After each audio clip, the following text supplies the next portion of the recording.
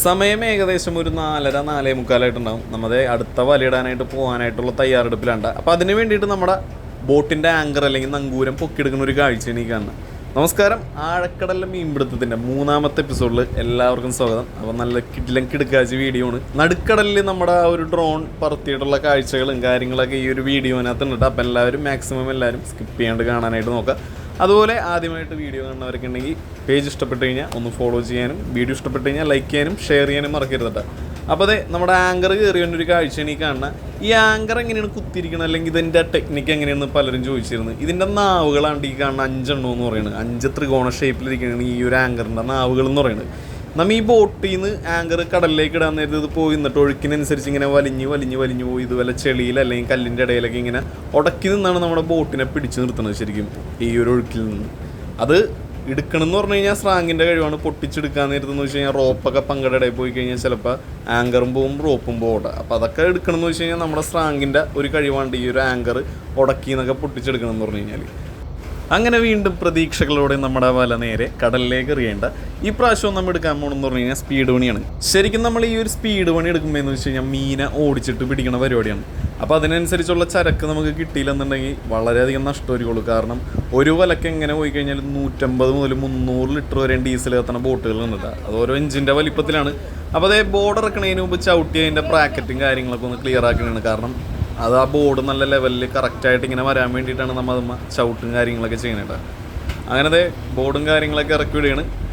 അപ്പം ഇനി ഏകദേശം ഒരു 3-4 മണിക്കൂറിന് ശേഷം നമ്മുടെ ആ ഒരു വല പിടിക്കുന്നതായിരിക്കും. അപ്പോൾ ആ ഒരു കാഴ്ചയും കാര്യങ്ങളൊക്കെ കാണാം. അതിനു മുമ്പ് നമ്മുടെ ബോട്ട് കടലിൽ പോകുമ്പോൾ എന്തോരം ചിലവ് വരുമോ എന്നുള്ളത് പലർക്കും അറിയില്ല. എനിക്കറിയാവുന്ന പോലെ ഞാൻ നിങ്ങൾക്ക് പറഞ്ഞു തരട്ടെ. തെറ്റുകളും പോരായ്മകളൊക്കെ ഉണ്ടെങ്കിൽ ക്ഷമിക്കണം. അതായത് ഓരോ ബോട്ടും കടലിൽ കിടക്കുന്നതനുസരിച്ചാണ് അതിൻ്റെ ചിലവ് നിർണ്ണയിക്കണം എന്ന് വെച്ച് കഴിഞ്ഞാൽ ചിലപ്പോൾ 8 ദിവസം കിടക്കുന്ന ബോട്ടുണ്ടാകും, 10 ദിവസം കിടക്കുന്ന ബോട്ടുണ്ടാകും. അപ്പോൾ അതനുസരിച്ചായിരിക്കുള്ളൂ ബാക്കിയുള്ള കാര്യങ്ങൾ. ബോട്ട് പണിക്ക് പോകുന്നതിന് മുമ്പ് നമ്മൾ ആദ്യം ഐസ് കയറ്റോട്ടെ. ഐസ് എന്ന് വെച്ച് കഴിഞ്ഞാൽ ഓരോ സ്രാങ്കന്മാരുടെ നിർദ്ദേശപ്രകാരം ഒരിക്കലും ചിലപ്പോൾ 150 ബ്ലോക്ക് കയറ്റും, ചിലപ്പോൾ 200 ബ്ലോക്ക് കയറ്റും, 350 ബ്ലോക്ക്, അങ്ങനെ ഓരോരോ പണിക്കനുസരിച്ചാണ് നമ്മൾ ഐസ് കൊണ്ടുപോകുന്നത്. ഒരു ബ്ലോക്കിന് നമ്മുടെ നാട്ടിൽ വന്ന വിലയെന്ന് വെച്ച് കഴിഞ്ഞാൽ 80 രൂപയാണ്. ഓരോ സ്ഥലങ്ങളിലും പല വിലയായിരിക്കുള്ളൂ ഐസിനും ബ്ലോക്കിനും തന്നെ. അപ്പോൾ 10,000 രൂപ 26,000 രൂപയുടെയൊക്കെ ഐസ് മാത്രം നമ്മൾ എടുക്കാറുണ്ട്. ഏകദേശ വില ഞാൻ പറയണത് ഈ 10 ദിവസത്തെ പണിയിടേണ്ട. അതുപോലെ ഐസ് സ്റ്റോർ ചെയ്ത് കഴിഞ്ഞാൽ പിന്നെ നമ്മുടെ അടുത്ത പരിപാടി എന്ന് വെച്ച് കഴിഞ്ഞാൽ ഡീസൽ അടിക്കലാണ്. 4000 ലിറ്റർ 5000 ലിറ്റർ ഡീസൽ അടിച്ചിട്ടായിരിക്കുള്ളൂ ഏറ്റവും ആദ്യം പണിക്കോണ്. പിന്നെ നമുക്ക് അത്രനുസരിച്ചായിരിക്കുള്ളൂ അടിക്കണം. ചിലപ്പോൾ 1500 കത്തും, 2000 കത്തും. അപ്പോൾ അതനുസരിച്ചായിരിക്കുള്ളൂ പിന്നീട് ഡീസൽ അടിക്കണേട്ടാ. പിന്നെ കടലിൽ പോയി കഴിഞ്ഞാൽ ഒരാൾക്ക് 500 രൂപ പണി ഉണ്ടെങ്കിലും പണിയില്ലെങ്കിലും ബാറ്റ് ഉണ്ട് കേട്ടോ. 10 ദിവസം കിടന്ന 5000 രൂപ ബാറ്റ് ഉണ്ട്. പിന്നെ വെള്ളം, അതുപോലെ തന്നെ റേഷൻ. എങ്ങനെ നോക്കിക്കഴിഞ്ഞാലും നമ്മുടെ ഒരു വലിയ ബോട്ട് കടലിൽ പോവുകയാണെങ്കിൽ ഇപ്പോഴത്തെ സാഹചര്യത്തിൽ, അതായത് സ്പീഡ് പണിയുടെ ആ ഒരു സാഹചര്യത്തിൽ കടലിൽ പോയി വരുമ്പോൾ എങ്ങനെ പോയിക്കഴിഞ്ഞാൽ ഒരു 3.5 രൂപ 4 ലക്ഷം രൂപയൊക്കെ ചിലവ് വരും കേട്ടോ. അപ്പോൾ അതനുസരിച്ചുള്ള മീൻ നമ്മുടെ കടലിൽ കിട്ടുന്നില്ല എന്നാണ് വേറൊരു സത്യം എന്ന് വെച്ച് കഴിഞ്ഞാൽ. അപ്പോൾ നമ്മുടെ ആ ഒരു ഡ്രോൺ കാഴ്ചകളിലേക്ക് നേരെ കിടക്കാട്ടെ. അങ്ങനെ നമ്മുടെ ബോട്ട് വല വലിച്ചുകൊണ്ടൊരു കാഴ്ചയുണ്ട് ഈ കാണുന്നത്. ശരിക്കും ഈ ഒരു ഡീപ് സീൽ ഇതുപോലെ ഡ്രോൺ പറപ്പിച്ച് നമ്മുടെ കേരളത്തിൽ ആരെങ്കിലും വീഡിയോ എടുത്തിട്ടുണ്ടെന്ന് എനിക്കറിയില്ല കേട്ടോ. അപ്പോൾ സത്യത്തിൽ ഒരുപാട് നാളത്തെ ആഗ്രഹം വരുന്നു ഇതുപോലൊരു കാഴ്ച നിങ്ങളിലേക്ക് എത്തിക്കണമെന്നുള്ളത്. ദൈവം സഹായിച്ച് അതിന് സാധിച്ച്. അതുമാത്രമല്ല ഒരുപാട് കഷ്ടപ്പാടും ഉണ്ടിട്ട് ഇതിൻ്റെ പുറകെ. കാരണം നിങ്ങൾക്കറിയാൻ പറ്റും നമ്മുടെ ഈ ഒരു ബോട്ടിൽ, അതുമാത്രമല്ല ഈ ഒരു കടലിൽ ഇത് പറപ്പിക്കുമ്പോൾ എന്ന് വെച്ച് കഴിഞ്ഞാൽ അത്രയും റിസ്ക്കാണ്. കാരണം എങ്ങാലും വെള്ളത്തിൽ ഇൻ കേസ് പോയി കഴിഞ്ഞാൽ പോയതാണ്.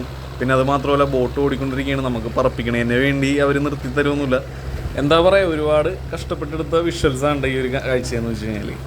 അപ്പോൾ സത്യത്തിൽ ഞാനുൾപ്പെടെ പലരും ഇങ്ങനെ ചിന്തിക്കേണ്ടാവും, ഈ ഒരു വല വലിച്ച്, അതായത് ഇത്രയും ഓപ്പണായിട്ട് കിടക്കണം ഈ ഒരു കടലിൽ നമ്മൾ ഈ ഒരു സ്ഥലത്ത് വല വലിച്ചുകൊണ്ട് പോകാൻ നേരത്ത് അതിൽ മീൻ ഉണ്ടാവോ, മീൻ കയറോ, എന്തൊക്കെ മീൻ കയറും, അല്ലെങ്കിൽ എന്തോരം ടൈപ്പ് വലിയ മീനുകൾ ഈ ഒരു കടലിനകത്ത് ഉണ്ടെന്നൊക്കെ നമ്മൾ പലപ്പോഴും ചിന്തിക്കാറുണ്ട്. നിങ്ങളെപ്പോലെ തന്നെ ഈ ബോട്ടിലിരിക്കാൻ നേരത്ത് ഞാനും ചിന്തിക്കണ കാര്യമുണ്ട്. അതേ ഈ കടലിൽ എന്തോരം മീനുകളുണ്ട്. അപ്പോൾ ഈ ബോട്ടിനകത്ത് എന്താണ് ഇതൊന്നും കയറാത്തതെന്ന് ഞാനും ചിന്തിക്കാറുള്ളൊരു കാര്യമുണ്ട്. അങ്ങനെ ബോട്ട് വല വലിച്ചുകൊണ്ടുള്ള ഒരു കാഴ്ച എനിക്ക് കാണാം. ഇനി ഏകദേശം ഒരു 2 മണിക്കൂർ 3 മണിക്കൂർ കൂടി കഴിയുമ്പോൾ വല എടുക്കോട്ടെ. അങ്ങനെ നമ്മുടെ വല കയറിക്കൊണ്ടിരിക്കേണ്ട.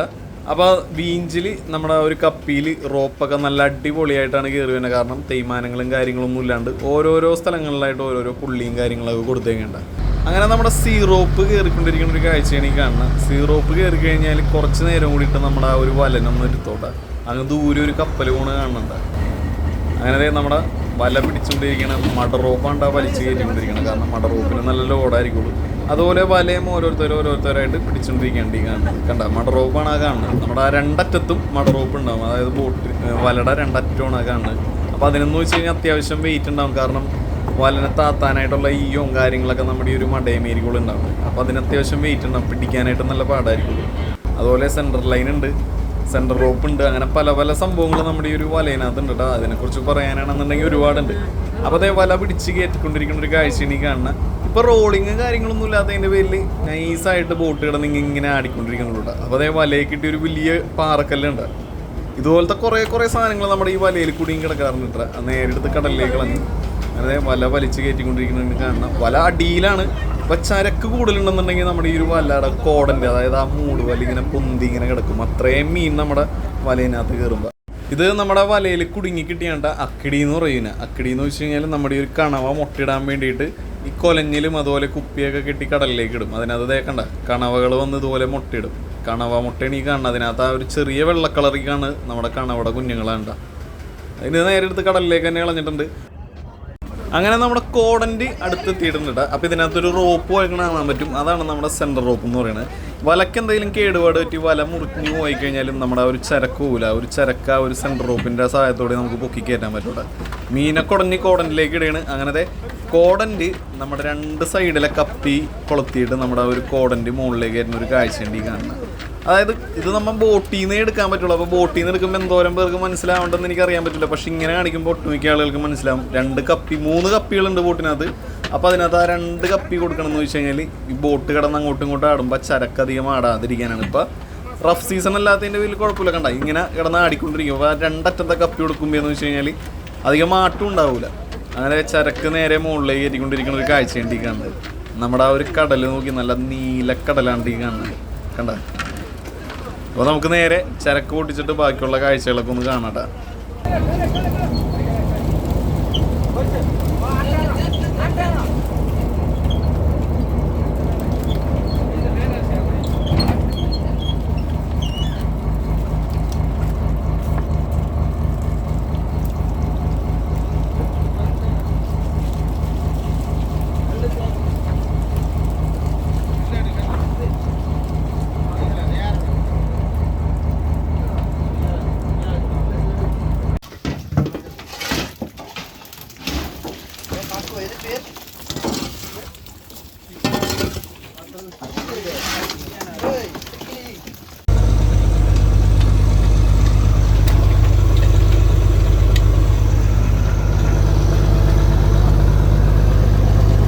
ഏകദേശം 3.5-4 മണിക്കൂറോളം നമ്മൾ വല വലിച്ചിട്ട് കിട്ടിയ മീനുകളൊക്കെ ഉണ്ട് ഈ കാണുന്നത്. അതായത് എണ്ണക്കാശിനുള്ള ആ ഒരു മീൻ പോലും നമുക്ക് കിട്ടിയിട്ടില്ല.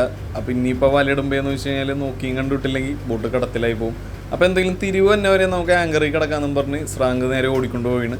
അപ്പോൾ കിട്ടിയ മീനുകളെല്ലാം നേരെ സ്റ്റോർ റൂമിലേക്ക് ഇറക്കുന്ന ഒരു കാഴ്ചയുണ്ട് ഈ കാണുന്നത്. കടലിൽ ഇങ്ങനെയാണ് എന്തെങ്കിലും ഒരു അത്യാവശ്യം വന്നു കഴിഞ്ഞാൽ പരസ്പരം ഒപ്പമുള്ള ബോട്ടുകളൊക്കെ സഹായിക്കട്ടെ. നമ്മുടെ കൂട്ട ബോട്ടിൻ്റെ ബോർഡ് കംപ്ലൈൻ്റ് ആയി പോയിട്ട് നമ്മുടെ കയ്യിലുണ്ടായ സ്പെയർ ബോർഡ് നേരെ അവർക്ക് ഇട്ട് കൊടുക്കുന്ന ഒരു കാഴ്ചയുണ്ട് ഈ കാണുന്നത്. അപ്പോൾ പരസ്പരം അങ്ങോട്ടും ഇങ്ങോട്ടൊക്കെ സഹകരിച്ചാണ് നമ്മൾ കടലിൽ പണിയെടുക്കണം എന്ന് വെച്ച് കഴിഞ്ഞാൽ. ഉണ്ടെങ്കിൽ നമ്മൾ എന്തായാലും കൊടുത്തിരിക്കും. കാരണം കടലിലെ പണി എന്ന് വെച്ച് കഴിഞ്ഞാൽ നമുക്ക് തിരിച്ച് പിന്നെ ഓടണമെങ്കിൽ ഒരുപാട് ദൂരവും അതുപോലെ ഡീസലും എണ്ണച്ചെലവൊക്കെ കൂടുതൽ. അപ്പോൾ ഉണ്ടെന്നുണ്ടെങ്കിൽ നമ്മൾ എന്തായാലും കൊടുക്കും.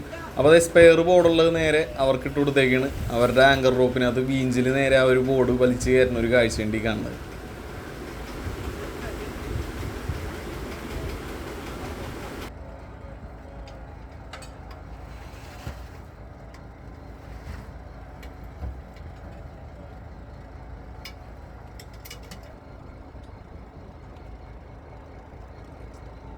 അപ്പോൾ ഞാനിപ്പോൾ ഈ കാണിച്ചതെന്ന് വെച്ച് കഴിഞ്ഞാൽ നമ്മുടെ കടലിൻ്റെ മക്കളുടെ കടലിൽ പോകുമ്പോഴുള്ള ആ ഒരു ദിവസത്തെ ജീവിതത്തിൻ്റെ ഇതാണ് ഈ കാണിച്ചത്.